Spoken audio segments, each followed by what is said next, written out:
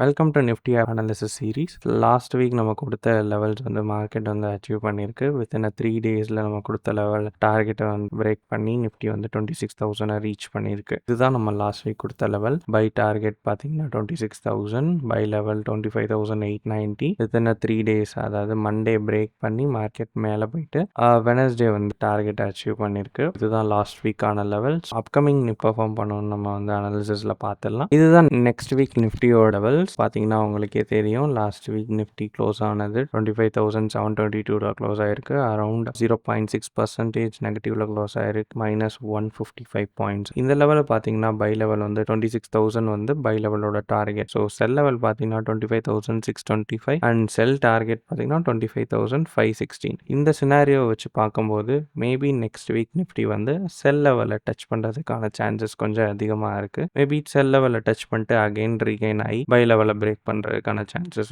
அதிகமாக இருக்குது. So maybe next week நம்ம பார்க்கலாம் மார்க்கெட் வந்து எப்படி பெர்ஃபார்ம் பண்ணணும்னு. ஒரு கன்சாலிடேஷன், ஒரு சின்ன ஒரு கன்சாலிடேஷன் கொடுத்துட்டு மார்க்கெட் அகைன் மேலே போகும்னு ஒரு எக்ஸ்பெக்டேஷன் இருக்குது. அகைன் 26,000 பிரேக் பண்ணுங்கிற ஒரு எக்ஸ்பெக்டேஷன் இருக்குது. பார்க்கலாம் நெக்ஸ்ட் வீக் மார்க்கெட் எப்படி பெர்ஃபார்ம் பண்ணுது. Thank you and bye. Mutual fund investments are subject to market risks. Read all scheme related documents carefully.